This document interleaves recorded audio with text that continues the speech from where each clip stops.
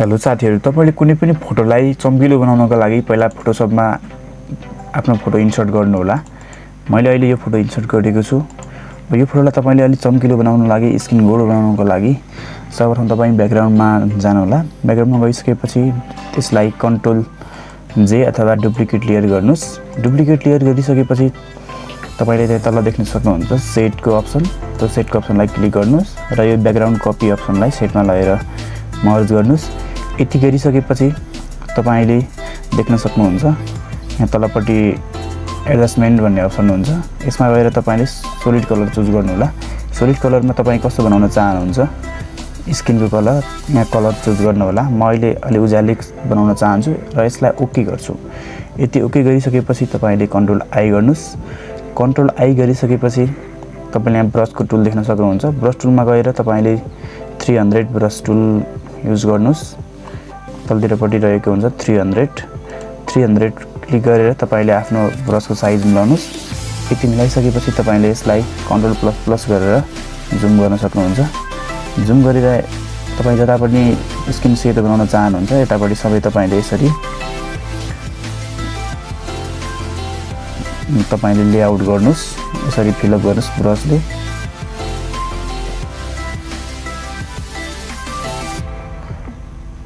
यसरी तपाईले सबैतिर यसको साइज बढाएर नि गर्न सक्नुहुन्छ। तपाई जहाँ स्किन छ, जहाँ गोरो बनाउन चाहनुहुन्छ त्यहाँ तपाईले यसरी कलर फिल गर्नुस्। अब म यता हातपट्टि पनि गर्छु। यसलाई थोरै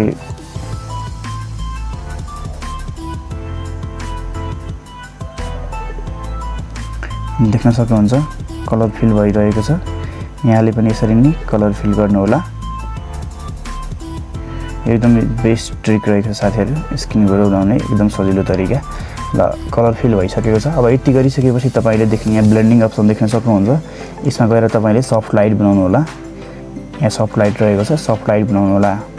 हेर्नुस् त अघि हाम्रो कस्तो यस्तो थियो, अहिले यस्तो भएको छ। अझ तपाईले उज्यालो बनाउन चाहनुहुन्छ भने यहाँ गएर कलरलाई अझ पुरै सेतो बनाउनु होला।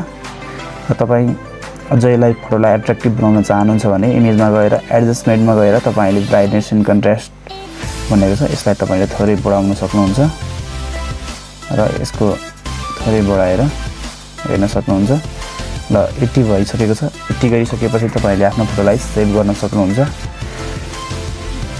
तपाईको बिफोर एन्ड आफ्टर यस्तो रहेको छ। ल यति गरिसकेपछि तपाईले आफ्नो फोटोलाई फाइलमा गएर सेभ एजमा गएर कुनै पनि फोल्डर चुज गरेर जेपीजी फर्मेट चुज गरेर यसलाई सेभ गर्न सक्नुहुनेछ र यसलाई ओके गर्नुस्।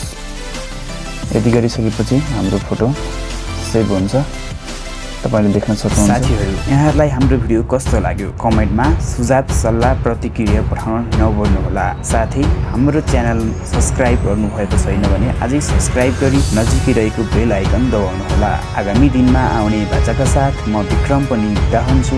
हवस् त, नमस्ते।